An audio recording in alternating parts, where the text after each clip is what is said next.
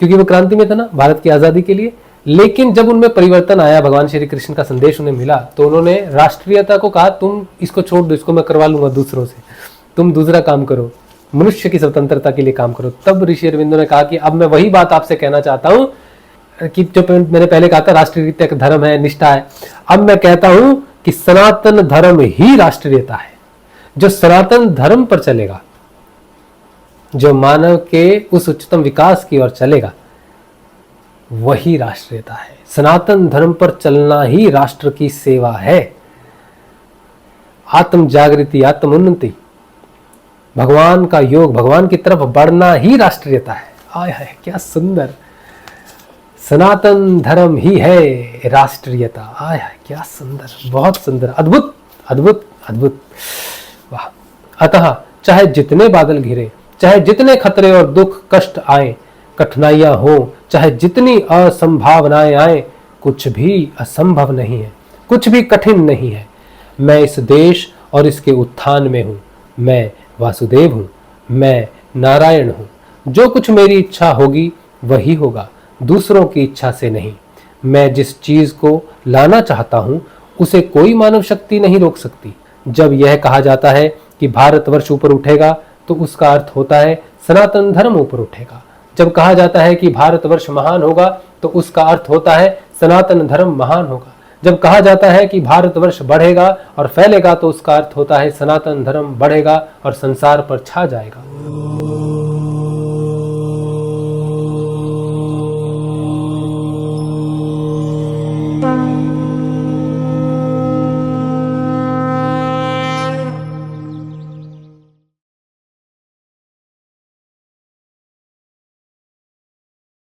जय श्री गुरुदेव, जय श्री दादा गुरुदेव।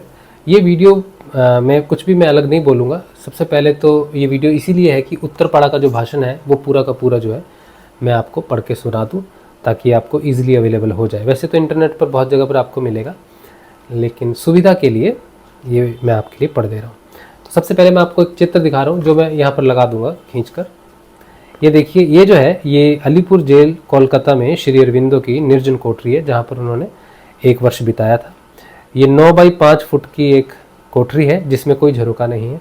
मैं पर्सनली भी गया था देखने के लिए। वैसे तो ये जो एरिया है ये अभी भी जो है यूज़ होता है, मतलब करंटली यूज़ में है।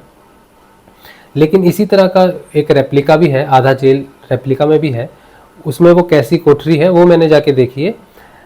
तो ये इस कोठरी में तो नहीं जा सकता कोई, है ना। तो मैंने ये खुद देखा है क्योंकि मैं कलकत्ता में रहता हूँ, तो मैंने देखा हुआ है।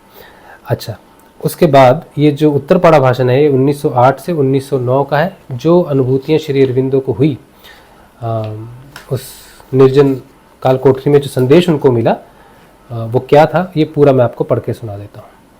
तो मेरे पास जो पुस्तक है इसमें पहला जो पृष्ठ है वो पृष्ठभूमि का है। तो ये थोड़ा सा मैं आपको बता देता हूँ। श्री अरविंदो की थोड़ी जानकारी आपको होनी चाहिए कि श्री अरविंदो कौन है। श्री अरविंदो का जन्म कलकत्ते में 15 अगस्त 1872 को हुआ था। 1879 में 7 वर्ष की आयु में वे अपने 2 बड़े भाइयों के साथ शिक्षा के लिए इंग्लैंड भेज दिए गए और वहां 14 वर्ष तक रहे। 1892 में बड़ौदा के गायकवाड़ लंदन गए। श्री अरविंदो की उनसे भेंट हुई। उनकी नियुक्ति बड़ौदा सर्विस में हो गई और जनवरी 1893 में भारत आने के लिए वे इंग्लैंड से रवाना हुए। श्री अरविंदो ने बड़ौदा सर्विस में 14 वर्ष यानी कि 1893 से 1906 तक गुजारे। इस काल के अंतिम वर्षों का अधिकांश समय अवकाश पर रहते हुए प्रच्छन्न राजनीतिक गतिविधियों में बीता। उन्होंने 1906 में बड़ौदा छोड़ दिया और नरमपंथी सुधारवाद की अपेक्षा, जो कि तब तक भारतीय राष्ट्रीय कांग्रेस का सिद्धांत रहा था, अधिक अग्रवर्ती एवं प्रत्यक्ष राजनीतिक कार्य के लिए कलकत्ता चले गए। तो क्या किया उन्होंने, 1906 में बड़ौदा छोड़ दिया और नरमपंथी सुधारवाद की अपेक्षा, जो कि उस समय भारतीय राष्ट्रीय कांग्रेस का सिद्धांत रहा था, अधिक अग्रवर्ती एवं प्रत्यक्ष राजनीतिक कार्य के लिए वो कलकत्ता चले गए।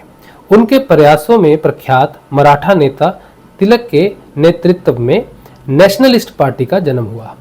नवोदित नेशनलिस्ट पार्टी ने अपने लक्ष्य के रूप में स्वराज को सामने रखा। यह सुदूर भविष्य में संभावित उपनिवेशीय स्वशासन की नरमपंथी आशाओं के बिल्कुल विपरीत था। 1907 में श्री अरविंदो पर राजद्रोह का मुकदमा चला और वे रिहा हुए।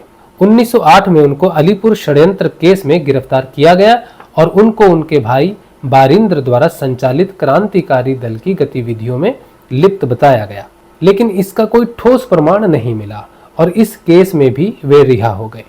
अलीपुर जेल में 1 वर्ष के लिए विचाराधीन कैदी के रूप में कारावास भोगने के बाद वे मई 1909 में बाहर आए। इस दौरान उनकी जीवन दृष्टि आमूल बदल चुकी थी। अब उनके आंतरिक आध्यात्मिक जीवन और बोध ने, जो कि मात्रा एवं व्यापकता में निरंतर विकसित हो रहा था, एक महत्तर स्थान प्राप्त कर लिया और उनको पूरी तरह घेर लिया। उनका कार्य अब इसी का अंग और परिणाम हो गया। यही उनका लक्ष्य बन गया, क्योंकि यह विश्वव्यापी था और मानव जाति के संपूर्ण भविष्य से संबंधित था। उत्तरपाड़ा भाषण। अलीपुर षड्यंत्र केस से बरी होने के तुरंत बाद धर्म रक्षिणी सभा के तत्वाधान में आयोजित एक सभा में 30 मई 1909 को उत्तरपाड़ा, जो बंगाल का एक नगर है, वहां पर श्री अरविंदो ने यह भाषण दिया था। जब मुझे आपकी सभा के इस वार्षिक अधिवेशन में बोलने के लिए कहा गया, तो मैंने यही सोचा था कि आज के लिए जो विषय चुना गया है उसी पर, अर्थात हिंदू धर्म पर कुछ कहूंगा। मैं नहीं जानता कि इस इच्छा को मैं पूरा कर सकूंगा या नहीं, क्योंकि जैसे ही मैं यहाँ आकर बैठा, मेरे मन में एक संदेश आया और यह संदेश मुझे आपको और सारे भारत राष्ट्र को सुनाना है। यह बाणी मुझे पहले पहले जेल में सुनाई दी थी और उसे अपने देशवासियों को सुनाने के लिए मैं जेल से बाहर आया हूँ। पिछली बार जब मैं यहाँ आया था, उसे 1 वर्ष से ऊपर हो चुका है। उस बार मैं अकेले नहीं था, तब मेरे साथ ही बैठे थे राष्ट्रीयता के एक परम शक्तिमान दूत।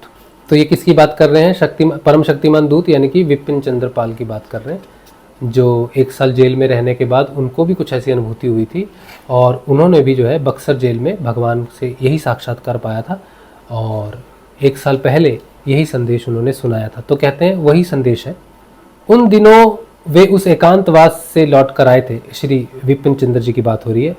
तो कहते हैं, तब मेरे साथ ही बैठे थे राष्ट्रीयता के एक परम शक्तिमान दूत।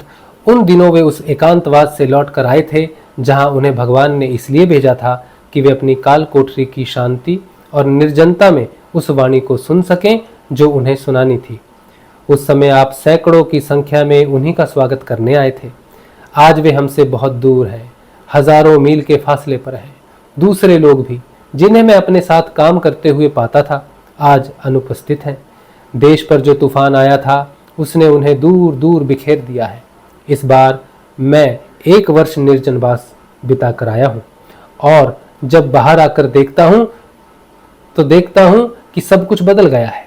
जो सदा मेरे साथ बैठते थे, जो सदा मेरे काम में सहयोग दिया करते थे, आज बर्मा में कैद हैं। दूसरे उत्तर में नजरबंद होकर सड़ रहे हैं। जब मैं बाहर आया तो मैंने अपने चारों ओर देखा, जिनसे सलाह और प्रेरणा पाने का अभ्यास था, उन्हें खोजा, वे मुझे नहीं मिले। इतना ही नहीं, जब मैं जेल गया था तो सारा देश वंदे मातरम की ध्वनि से गूंज रहा था। वह एक राष्ट्र बनने की आशा से जीवित था। यह उन करोड़ों मनुष्यों की आशा थी जो गिरी हुई दशा से अभी अभी ऊपर उठे थे। जब मैं जेल से बाहर आया तो मैंने इस ध्वनि को सुनने की कोशिश की, किंतु इसके स्थान पर छाई हुई थी निस्तब्धता। देश में सन्नाटा था और लोग हक्के बक्के से दिखाई दिए, क्योंकि जहां पहले हमारे सामने भविष्य की कल्पना से भरा ईश्वर का उज्जवल स्वर्ग था, वहां हमारे सिर पर धूसर आकाश दिखाई दिया, जिससे मानवीय वज्र और बिजली की वर्षा हो रही थी। किसी को यह ना दिखाई देता था कि किस ओर चलना चाहिए और चारों ओर यही प्रश्न उठ रहा था, अब क्या करें, हम क्या कर सकते हैं।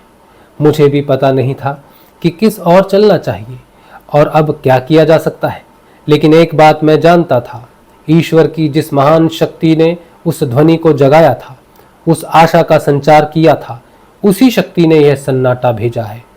जो ईश्वर उस कोलाहल और आंदोलन में थे, वे ही इस विश्राम और निस्तब्धता में भी है। ईश्वर ने इसे भेजा है ताकि राष्ट्र क्षण भर के लिए रुककर अपने अंदर खोजे और जाने कि उनकी इच्छा क्या है। इस निस्तब्धता से मैं निरुत्साहित नहीं हुआ हूं, क्योंकि कारागार में इस निस्तब्धता से मेरा परिचय पहले हो चुका है और मैं जानता हूं कि मैंने 1 वर्ष की लंबी कैद के विश्राम और निस्तब्धता में ही यह पाठ पढ़ा है। जब विपिन चंद्र पाल जेल से बाहर आए तो वह एक संदेश लेकर आए थे और वह प्रेरणा से मिला हुआ संदेश था। उन्होंने जहां जो वक्तृता दी थी, यानी कि भाषण देने की शक्ति या बोलना, उन्होंने यहाँ जो वक्तृता दी थी वह मुझे याद है। उस वक्तृता का मर्म और अभिप्राय उतना राजनीतिक नहीं था जितना धार्मिक था। उन्होंने उस समय जेल के अंदर मिली हुई अनुभूति की, हम सब के अंदर जो भगवान है उनकी, राष्ट्र के अंदर जो परमेश्वर है उनकी बात की थी। अपने बाद के व्याख्यानों में भी उन्होंने कहा था कि इस आंदोलन में जो शक्ति काम कर रही है वह सामान्य शक्ति की अपेक्षा महान है और इसका हेतु भी साधारण हेतु से कहीं बढ़कर है। आज मैं भी आपसे फिर मिल रहा हूं। मैं भी जेल से बाहर आया हूं और इस बार भी इस उत्तरपाड़ा के निवासी ही मेरा सबसे पहले स्वागत कर रहे हैं। किसी राजनीतिक सभा में नहीं, बल्कि इस समिति की सभा में, जिसका उद्देश्य है धर्म की रक्षा। जो संदेश विपिन चंद्र पाल ने बक्सर जेल में पाया था वही भगवान ने मुझे अलीपुर जेल में दिया है। वह ज्ञान भगवान ने मुझे 12 महीने के कारावास में दिन प्रतिदिन दिया और आदेश दिया है कि अब जब मैं जेल से बाहर आ गया हूं तो आपसे उसकी बात करूं। मैं जानता था कि मैं जेल से बाहर निकल आऊंगा। यह वर्ष भर की नजरबंदी केवल 1 वर्ष के एकांतवास और प्रशिक्षण के लिए थी। भला किसी के लिए यह कैसे संभव होता कि वह मुझे जेल में उतने दिनों से अधिक रोक रखता जितने दिन भगवान का हेतु सिद्ध करने के लिए आवश्यक थे।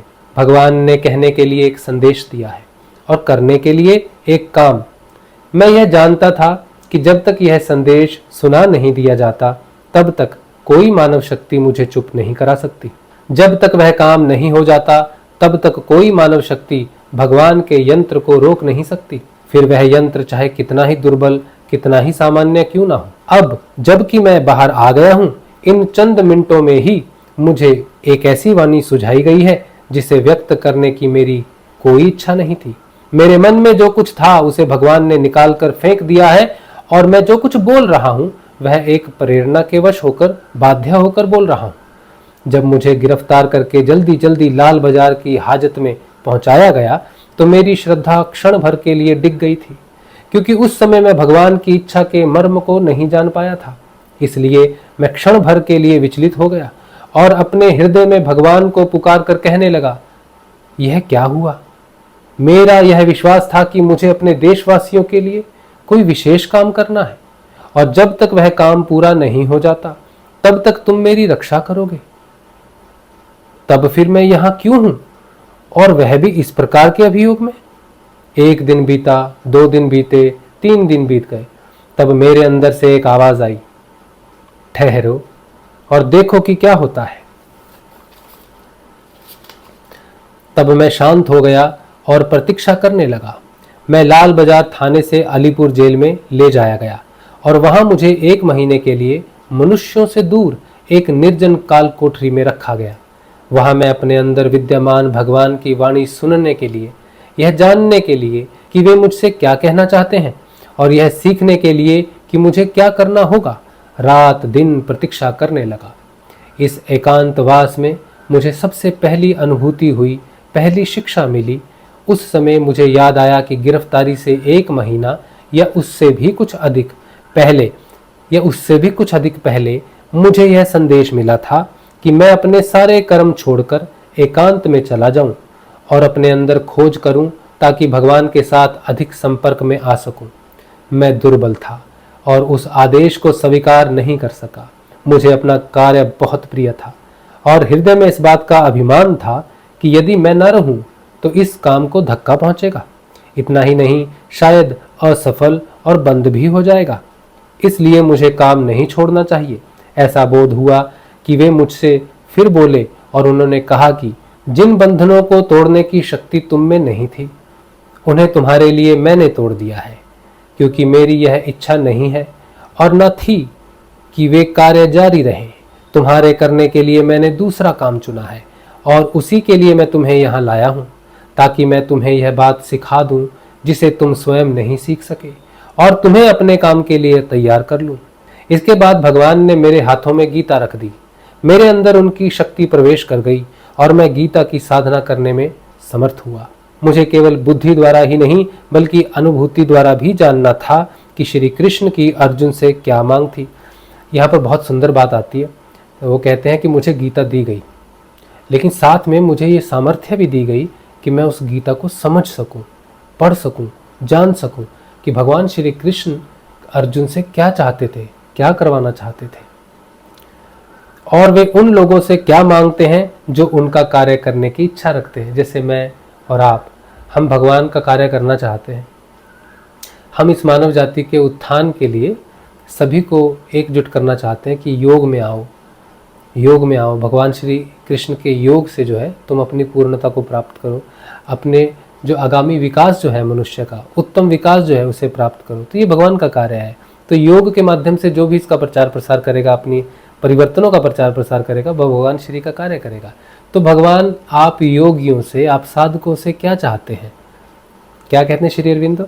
मैं ये भी जानना चाहता था कि मुझे केवल बुद्धि द्वारा ही नहीं बल्कि अनुभूति द्वारा भी जानना था कि श्री कृष्ण की अर्जुन से क्या मांग थी और वे उन लोगों से क्या मांगते हैं जो उनका कार्य करने की इच्छा रखते हैं। अर्थात घृणा और कामना वासना से मुक्त होना होगा, फल की इच्छा न रखकर भगवान के लिए कर्म करना होगा, अपनी इच्छा का त्याग करना होगा और निश्चेष्ट तथा सच्चा यंत्र बनकर भगवान के हाथों में रहना होगा। ऊंच और नीच, मित्र और शत्रु, सफलता और विफलता के प्रति समदृष्टि रखनी होगी और यह सब होते हुए भी उनके कार्य में कोई अवहेलना न आने पाए। मैंने यह जाना कि हिंदू धर्म का मतलब क्या है। बहुधा हम हिंदू धर्म, सनातन धर्म की बातें करते हैं, किंतु वास्तव में हम में से कम ही लोग जानते हैं कि यह धर्म क्या है। दूसरे धर्म मुख्य रूप से विश्वास, व्रत, दीक्षा और मान्यता को महत्व देते हैं, किंतु सनातन धर्म तो स्वयं जीवन है। यह इतनी विश्वास करने की चीज नहीं है जितनी जीवन में उतारने की चीज है। यही वह धर्म है जिसे मानव जाति के कल्याण के लिए प्राचीन काल से इस प्रायद्वीप के एकांतवास में संजोया जाता रहा है। यही धर्म देने के लिए भारत उठ रहा है। भारतवर्ष दूसरे देशों की तरह अपने लिए ही या मजबूत होकर दूसरों को कुचलने के लिए नहीं उठ रहा। वह उठ रहा है सारे संसार पर वह सनातन ज्योति बिखेरने के लिए जो उसे सौंपी गई है। भारत का जीवन सदा ही मानव जाति के लिए रहा है। उसे अपने लिए नहीं बल्कि मानव जाति के लिए महान होना है। अतः भगवान ने मुझे यह दूसरी वस्तु दिखाई। उन्होंने मुझे हिंदू धर्म के मूल सत्य का साक्षात्कार करा दिया। उन्होंने मेरे जेलरों के दिल को मेरी ओर मोड़ दिया। उन्होंने जेल के प्रधान अंग्रेज अधिकारी से कहा कि ये काल कोठरी में बहुत कष्ट पा रहे हैं, इन्हें कम से कम सुबह शाम आधा आधा घंटा कोठरी के बाहर टहलने की अनुमति दे दी जाए। यह अनुमति मिल गई और जब मैं टहल रहा था तो भगवान की शक्ति ने फिर मेरे अंदर प्रवेश किया। मैंने उस जेल की ओर दृष्टि डाली जो मुझे और लोगों से अलग किए हुए थी। मैंने देखा कि अब मैं उसकी ऊंची दीवारों के अंदर बंदी नहीं हूँ। मुझे घेरे हुए थे वासुदेव। मैं अपनी काल कोठरी के सामने के पेड़ की शाखाओं के नीचे टहल रहा था, परंतु वहां पेड़ न था। मुझे प्रतीत हुआ कि वे वासुदेव हैं। मैंने देखा कि स्वयं श्री कृष्ण खड़े हैं और मेरे ऊपर अपनी छाया किए हुए हैं। मैंने अपनी काल कोठरी के सींखों की ओर देखा, उस जाली की ओर देखा जो दरवाजे का काम कर रही थी। वहां भी वासुदेव दिखाई दिए। स्वयं नारायण संतरी बनकर पहरा दे रहे थे। जब मैं उन मोटे कंबलों पर लेटा जो मुझे पलंग की जगह मिले थे, तो मैंने यह अनुभव किया कि मेरे सखा और प्रेमी श्री कृष्ण मुझे अपनी बाहुओं में लिए हुए हैं। मुझे उन्होंने जो गहरी दृष्टि दी थी उसका यह पहला प्रयोग था। मैंने जेल के कैदियों, चोरों, हत्यारों और बदमाशों को देखा और मुझे वासुदेव दिखाई पड़े। उन अंधेरे में पड़ी आत्माओं को और बुरी तरह काम में लाए गए शरीरों में मुझे नारायण मिले। उन चोरों और डाकुओं में बहुत से ऐसे थे जिन्होंने अपनी सहानुभूति और दया के द्वारा मुझे लज्जित कर दिया। इन विपरीत परिस्थितियों में मानवता विजयी हुई थी। इनमें से एक आदमी को मैंने विशेष रूप से देखा जो मुझे एक संत मालूम हुआ। वह हमारे देश का एक किसान था जो लिखना पढ़ना नहीं जानता था, जिसे तथाकथित डकैती के अभियोग में 10 वर्ष का कठोर दंड मिला था। यह उनमें से एक व्यक्ति था जिन्हें हम वर्ग में मिथ्याभिमान में आकर छोटो लोग यानी कि नीच कहा करते हैं। फिर एक बार भगवान मुझसे बोले, उन्होंने कहा, अपना कुछ थोड़ा सा काम करने के लिए मैंने तुम्हें जिनके बीच भेजा है, उन लोगों को देखो। जिस जाति को मैं ऊपर उठा रहा हूँ उसका स्वरूप यही है और इसी कारण मैं इसे ऊपर उठा रहा हूँ। जब छोटी अदालत में मुकदमा शुरू हुआ और हम लोग मजिस्ट्रेट के सामने खड़े किए गए तो वहां भी मेरी अंतर्दृष्टि मेरे साथ थी। भगवान ने मुझसे कहा, जब तुम जेल में डाले गए थे तो क्या तुम्हारा हृदय हताश नहीं हुआ था? क्या तुमने मुझे पुकार कर यह नहीं कहा था, कहां तुम्हारी रक्षा, कहां गई तुम्हारी रक्षा? लो, अब मैजिस्ट्रेट की ओर देखो, सरकारी वकील की ओर देखो। तो मैंने देखा कि अदालत की कुर्सी पर मैजिस्ट्रेट नहीं, स्वयं वासुदेव नारायण बैठे थे। अब मैंने सरकारी वकील की ओर देखा, पर वहां कोई सरकारी वकील नहीं दिखाई दिया। वहां तो श्री कृष्ण बैठे मुस्कुरा रहे थे, मेरे सखा, मेरे प्रेमी। उन्होंने कहा, अब डरते हो? मैं सभी मनुष्य में विद्यमान हूं, मैं सभी मनुष्यों में विद्यमान हूं और उनके सभी कर्मों और शब्दों पर राज करता हूं। मेरा संरक्षण अब भी तुम्हारे साथ है और तुम्हें डरना नहीं चाहिए।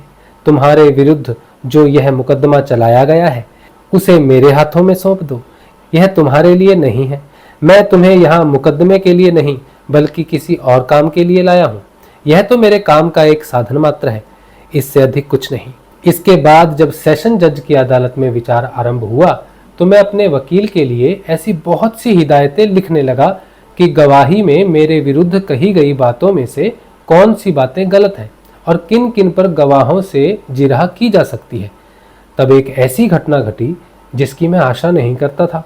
मेरे मुकदमे की पैरवी के लिए जो प्रबंध किया गया था वह एकाएक बदल गया और मेरी सफाई के लिए एक दूसरे ही वकील खड़े हुए। वे अप्रत्याशित रूप से आ गए। वे मेरे एक मित्र थे, किंतु मैं नहीं जानता था कि वे आएंगे। आप सभी ने उनका नाम सुना है, जिन्होंने मन से सभी विचार निकाल बाहर किए और इस मुकदमे के सिवा सारी वकालतें बंद कर दी, जिन्होंने महीनों लगातार आधी आधी रात तक जाग कर मुझे बचाने के लिए अपना स्वास्थ्य बिगाड़ दिया। वे हैं श्री चितरंजन दास। जब मैंने उन्हें देखा तो मुझे संतोष हुआ, फिर भी मैं समझता था कि हिदायतें लिखनी जरूरी हैं। इसके बाद यह विचार भी हटा दिया गया और मेरे अंदर से आवाज आई, यही वह आदमी है जो तुम्हारे पैरों के चारों ओर फैले हुए जाल से तुम्हें बाहर निकालेगा। तुम इन कागजों को अलग धर दो, इन्हें तुम हिदायतें नहीं दोगे, मैं दूंगा। उस समय से इस मुकदमे के संबंध में मैंने अपनी ओर से अपने वकील से एक शब्द भी नहीं कहा, कोई हिदायत नहीं दी। और यदि कभी मुझसे कोई सवाल पूछा गया तो मैंने सदा यही देखा कि मेरे उत्तर से मुकदमे को कोई मदद नहीं मिली। मैंने मुकदमा उन्हें सौंप दिया और उन्होंने मेरी तरह उसे अपने हाथों में ले लिया और उसका परिणाम आप जानते ही हैं। मैं सदा यह जानता था कि मेरे संबंध में भगवान की क्या इच्छा है, क्योंकि मुझे बार बार यह वाणी सुनाई पड़ती थी। मेरे अंदर से सदा यह आवाज आया करती थी, मैं रास्ता दिखा रहा हूं, इसलिए डरो मत। मैं तुम्हें जिस काम के लिए जेल में लाया हूं अपने उस काम की ओर मुड़ो और जब तुम जेल से बाहर निकलो तो यह याद रखना, कभी डरना मत, कभी हिचकिचाना मत। याद रखो, यह सब मैं कर रहा हूं, तुम या कोई और नहीं। अतः चाहे जितने बादल घिरे, चाहे जितने खतरे और दुख कष्ट आए, कठिनाइयां हो, चाहे जितनी असंभावनाएं आए, कुछ भी असंभव नहीं है, कुछ भी कठिन नहीं है। मैं इस देश और इसके उत्थान में हूं। मैं वासुदेव हूं, मैं नारायण हूं। जो कुछ मेरी इच्छा होगी वही होगा, दूसरों की इच्छा से नहीं। मैं जिस चीज को लाना चाहता हूं उसे कोई मानव शक्ति नहीं रोक सकती। इस बीच वे मुझे उस एकांत काल कोठरी से बाहर ले आए और मुझे उन लोगों के साथ रख दिया जिन पर मेरे साथ ही अभियोग चल रहा था। आज आपने मेरे आत्म त्याग और देश प्रेम के बारे में बहुत कुछ कहा है। मैं जब से जेल से निकला हूं तब से इसी प्रकार की बातें सुनता आ रहा हूं, किंतु ऐसी बातें सुनने से मुझे लज्जा आती है। मेरे अंदर एक तरह की वेदना होती है, क्योंकि मैं अपनी दुर्बलता जानता हूं। मैं अपने दोषों और त्रुटियों का शिकार हूं। मैं इन बातों के बारे में पहले भी अंधा नहीं था, और जब मेरे एकांतवास में ये सब की सब मेरे विरुद्ध खड़ी हो गई तो मैंने इनका पूरी तरह अनुभव किया। तब मुझे मालूम हुआ कि मनुष्य के नाते मैं दुर्बलताओं का एक ढेर हूँ। दोष भरा एक अपूर्ण यंत्र हूं। मुझ में ताकत तभी आती है जब कोई उच्चतर शक्ति मेरे अंदर आ जाए। अब मैं उन युवकों के बीच में आया और मैंने देखा कि उनमें से बहुतों में एक प्रचंड साहस और शक्ति है अपने को मिटा देने की, और उनकी तुलना में मैं कुछ भी नहीं हूं।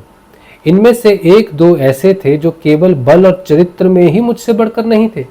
ऐसे तो बहुत थे, बल्कि मैं जिस बुद्धि की योग्यता का अभिमान रखता था उसमें भी बढ़े हुए थे।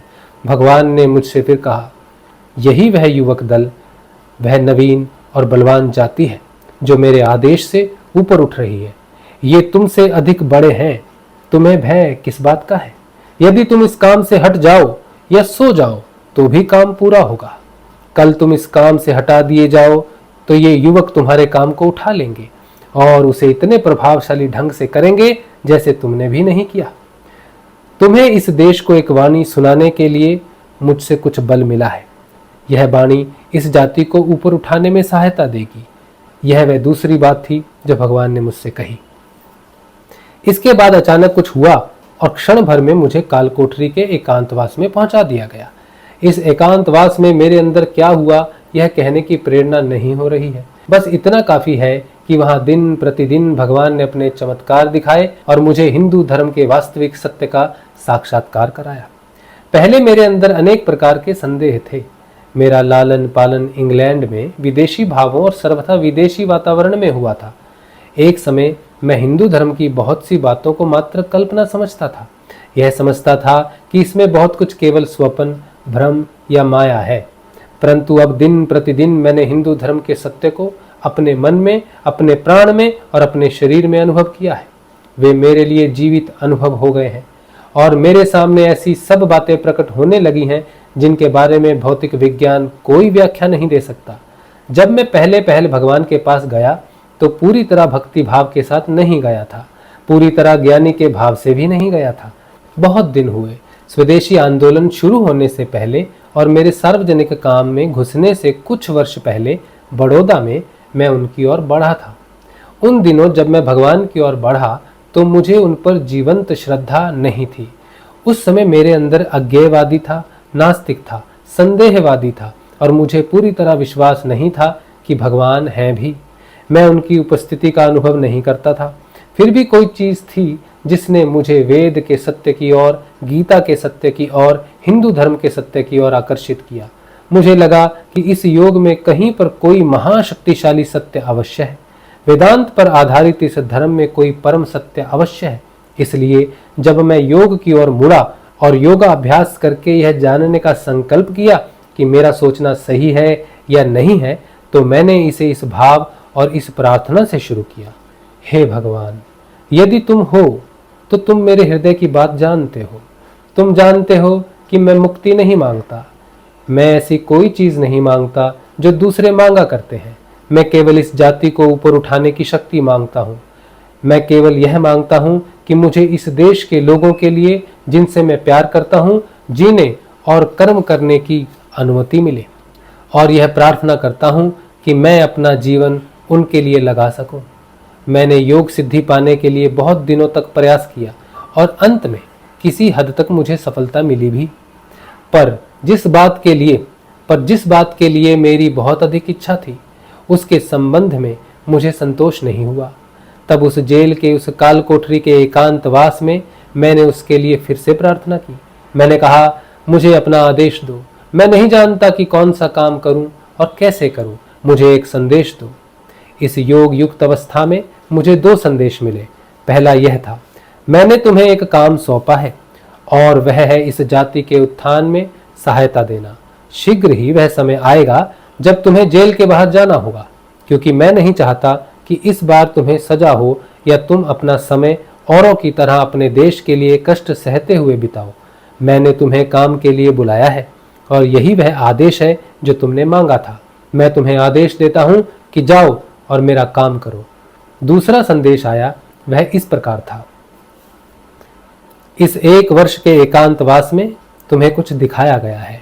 वह चीज दिखाई गई है जिसके बारे में तुम्हें संदेह था। वह है हिंदू धर्म का सत्य। इसी धर्म को मैं संसार के सामने उठा रहा हूँ। यही वह धर्म है जिसे मैंने ऋषि, मुनियों और अवतारों के द्वारा विकसित किया और पूर्ण बनाया है। और अब यह धर्म अन्य राष्ट्रों में मेरा काम करने के लिए बढ़ रहा है। मैं अपनी वाणी का प्रसार करने के लिए इस राष्ट्र को उठा रहा हूँ। यही वह सनातन धर्म है जिसे तुम पहले सचमुच नहीं जानते थे, किंतु जिसे अब मैंने तुम्हारे सामने प्रकट कर दिया है। तुम्हारे अंदर जो नास्तिकता थी, जो संदेह था, उनका उत्तर दे दिया गया है, क्योंकि मैंने अंदर बाहर स्थूल सूक्ष्म सभी प्रमाण दे दिए हैं और उनसे तुम्हें संतोष हो गया है। जब तुम बाहर निकलो तो सदा अपने राष्ट्र को यही वाणी सुनाना। वे सनातन धर्म के लिए उठ रहे हैं। वे अपने लिए नहीं बल्कि संसार के लिए उठ रहे हैं। मैं उन्हें संसार की सेवा के लिए स्वतंत्रता दे रहा हूँ। अतएव जब यह कहा जाता है कि भारतवर्ष ऊपर उठेगा तो उसका अर्थ होता है सनातन धर्म ऊपर उठेगा। जब कहा जाता है कि भारतवर्ष महान होगा तो उसका अर्थ होता है सनातन धर्म महान होगा। जब कहा जाता है कि भारतवर्ष बढ़ेगा और फैलेगा तो उसका अर्थ होता है सनातन धर्म बढ़ेगा और संसार पर छा जाएगा। धर्म के लिए और धर्म के द्वारा ही भारत का अस्तित्व है। धर्म की महिमा बढ़ाने का अर्थ है देश की महिमा बढ़ाना। मैंने तुम्हें दिखा दिया है कि मैं सब जगह हूँ, सभी मनुष्यों और सभी वस्तुओं में हूँ। मैं इस आंदोलन में हूँ और केवल उन्हीं के अंदर कार्य नहीं कर रहा जो देश के लिए मेहनत कर रहे हैं, बल्कि उनके अंदर भी जो इनका विरोध करते हैं और मार्ग में रोड़े अटकाते हैं। मैं प्रत्येक व्यक्ति के अंदर काम कर रहा हूँ और मनुष्य चाहे जो कुछ सोचे या करे, पर वे मेरे हेतु की सहायता करने के अतिरिक्त और कुछ नहीं कर सकते। वे भी मेरा ही काम कर रहे हैं। वे मेरे शत्रु नहीं बल्कि मेरे यंत्र हैं। तुम यह जाने बिना भी कि तुम किस ओर जा रहे हो, अपनी सारी क्रियाओं के द्वारा आगे बढ़ रहे हो। तुम करना चाहते हो कुछ और, पर कर बैठते हो कुछ और। तुम एक परिणाम को लक्ष्य बनाते हो और तुम्हारे प्रयास ऐसे हो जाते हैं जो उससे भिन्न या उल्टे परिणाम लाते हैं। शक्ति का आविर्भाव हुआ है और उसने लोगों में प्रवेश किया है। मैं एक जमाने से इस उत्थान की तैयारी करता आ रहा हूँ और अब वह समय आ गया है। अब मैं ही इसे पूर्णता की ओर ले जाऊंगा। यही वह वाणी है जो मुझे आपको सुनानी है। आपकी सभा का नाम है धर्म रक्षणी सभा। अस्तु। धर्म का संरक्षण, दुनिया के सामने हिंदू धर्म का संरक्षण और उत्थान, यही कार्य हमारे सामने है। परंतु हिंदू धर्म क्या है? वह धर्म क्या है जिसे हम सनातन धर्म कहते हैं? वह हिंदू धर्म इसी नाते है कि हिंदू जाति ने इसको रखा है, क्योंकि समुद्र और हिमालय से घिरे हुए इस प्राय द्वीप के एकांतवास में यह फला और फूला है। क्योंकि इस पवित्र और प्राचीन भूमि पर इसकी युगों तक रक्षा करने का भार आर्य जाति को सौंपा गया था। परंतु यह धर्म किसी एक देश की सीमा से घिरा नहीं है। यह संसार के किसी सीमित भाग के साथ विशेष रूप से और सदा के लिए बंधा नहीं है। जिसे हम हिंदू धर्म कहते हैं वह वास्तव में सनातन धर्म है, क्योंकि यही वह विश्वव्यापी धर्म है जो दूसरे सभी धर्मों का आलिंगन करता है। यदि कोई धर्म विश्वव्यापी ना हो तो वह सनातन भी नहीं हो सकता।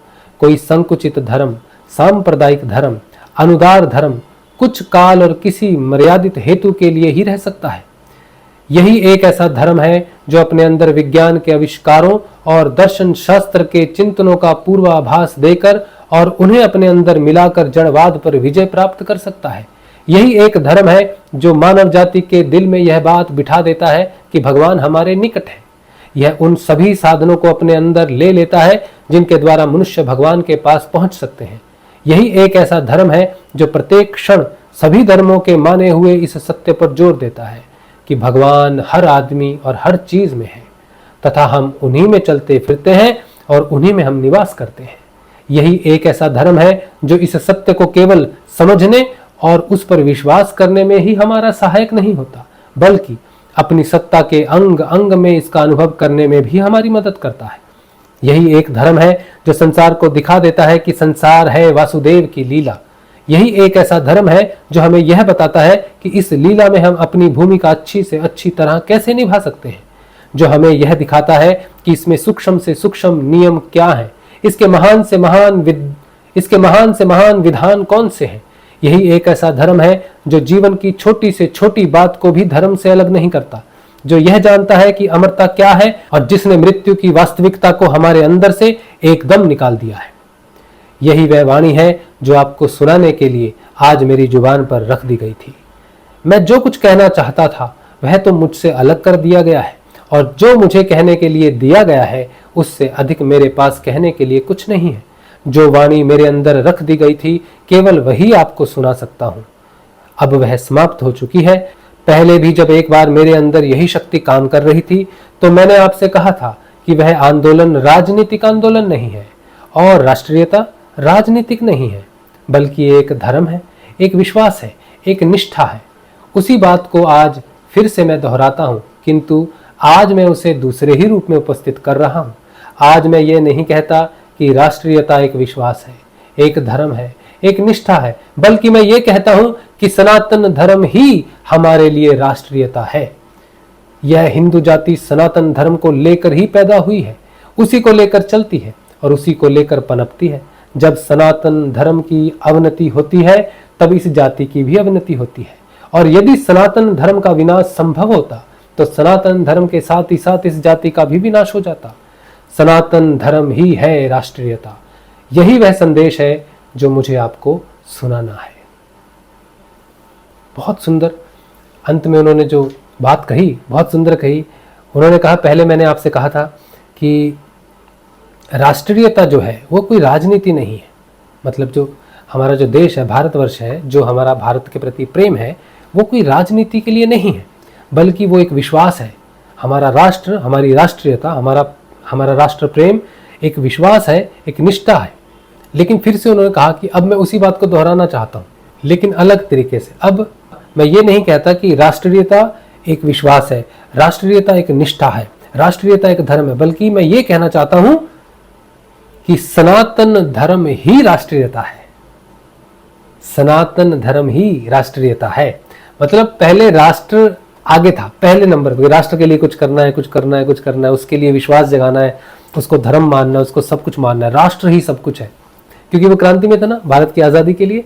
लेकिन जब उनमें परिवर्तन आया, भगवान श्री कृष्ण का संदेश उन्हें मिला, तो उन्होंने राष्ट्रीयता को कहा, तुम इसको छोड़ दो, इसको मैं करवा लूंगा दूसरों से, तुम दूसरा काम करो, मनुष्य की स्वतंत्रता के लिए काम करो। तब ऋषि अरविंदो ने कहा कि अब मैं वही बात आपसे कहना चाहता हूं कि जो मैंने पहले कहा था राष्ट्रीयता एक धर्म है, निष्ठा है, अब मैं कहता हूं कि सनातन धर्म ही राष्ट्रीयता है।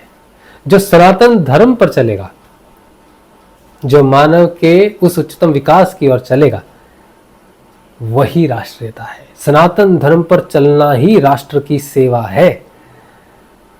आत्म जागृति, आत्म उन्नति, भगवान का योग, भगवान की तरफ बढ़ना ही राष्ट्रीयता है। आय हाय, क्या सुंदर।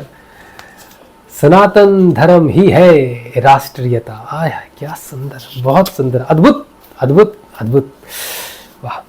अच्छा, इसी विषय में जब ये केस चल रहा था, तब उनके जो वकील थे, जिन्हें भगवान श्री कृष्ण ने भेजा था उनके लिए पैरवी करने के लिए, उन्होंने उस मुकदमे के दौरान, उस भरी मुकदमे में, उस भरी अदालत में क्या कहा था श्री अरविंदो के बारे में, वो सुनिए। कहते हैं, इस विवाद के शांत हो जाने के बहुत समय बाद, इस हलचल, इस आंदोलन के थम जाने के बहुत पश्चात, श्री अरविंदो के देहावसान के बहुत बाद, उनको देशभक्ति के कवि, राष्ट्रीयता के पैगंबर और मानवता के प्रेमी के रूप में देखा जाएगा। उनके निधन के बहुत बाद तक उनकी वाणी पुनः पुनः गूंजती रहेगी, केवल भारत में ही नहीं, अपितु दूर सुदूर समुद्र पार देशों और देशांतरों में भी। देशबंधु चित्तरंजन दास, अलीपुर षड्यंत्र केस की पैरवी के समय ये बात उन्होंने कही थी। अति सुंदर, अति सुंदर।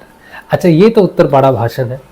इसके साथ ही इसी पुस्तक के पीछे में श्री अरविंदो की 4 सिद्धियों का वर्णन किया गया है, वो भी मैं आपके लिए पढ़ देता हूँ। मैंने इसकी विस्तृत व्याख्या दूसरे वीडियो में की है, जिसका लिंक मैं यहाँ दे दूंगा आपको, ठीक है। चलिए, तो श्री अरविंदो की 4 सिद्धियां क्या है। श्री अरविंदो की 4 सिद्धियां और उनका कार्य। श्री अरविंदो का योग और आध्यात्म दर्शन 4 महान सिद्धियों पर आधारित है। इनमें से 2 सिद्धियां उन्हें 1910 में पांडिचेरी आने से पहले ही पूर्ण रूप से प्राप्त हो गई थी। पहली सिद्धि, शांत दिक्काल रहित ब्रह्म की उपलब्धि। इसका मतलब है कि जो समय और स्थान से अतीत हो, उस ब्रह्म की उपलब्धि। अच्छा, उनको 1908 में लेले के साथ, जो उनके आध्यात्मिक गुरु थे, उनका पूरा नाम था विष्णु भास्कर लेले, तो उनके साथ ध्यान करते हुए मिली थी। संसार की पूर्ण अवास्तविकता की अनुभूति और बोध जो इस सिद्धि से उनको हुआ कि उस जो ब्रह्म है, जो समय और स्थान से अतीत है, तो ये जो संसार है ये तो अवास्तविक है, माया है, तो ऐसा उन्हें ज्ञान मिला उस सिद्धि से, पहली सिद्धि से। अच्छा, तो वह 1908 और 1909 में अलीपुर जेल में प्राप्त दूसरी सिद्धि के प्राप्त होने पर लुप्त हो गया। तो पहली सिद्धि का जो भाव उनके अंदर प्रकट हुआ था, ज्ञान अंदर प्रकट हुआ था कि ये संसार अवास्तविक है, लेकिन जब उनको दूसरी सिद्धि हुई तो उन्हें ये मालूम चला कि नहीं नहीं, जो पहली सिद्धि मुझे हुई है दिक् काल रहित ब्रह्म की, वो ये संदेश नहीं देती कि ये संसार जो है ये मतलब अवास्तविक है। दूसरी सिद्धि में जब सब जगह उन्हें भगवान नारायण, भगवान कृष्ण, वासुदेव दिखाई देने लगे, तब उन्हें ये लगा कि ये अवास्तविक नहीं है, बल्कि भगवान हर जगह उपस्थित है।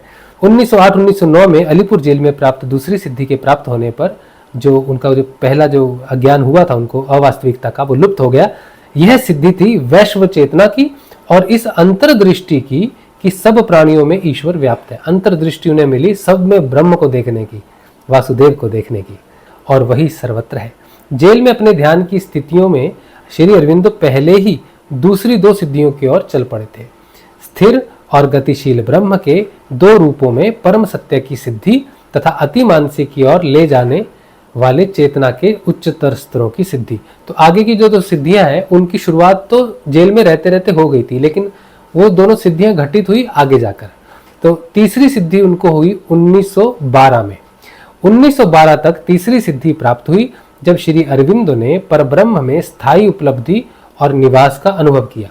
अब उनको सिद्धि मिली कि पहले वो कहते थे कि वो शक्ति मेरे माध्यम से काम करती है, जब वो शक्ति मेरे माध्यम से काम करती है तो मैं बहुत कुछ बोल देता हूँ, बहुत कुछ कर देता हूँ, लेकिन वो शक्ति जब मुझसे अलग हो जाती है तो मैं एक साधारण दोषपूर्ण यंत्र के सिवाय कुछ भी नहीं हूँ।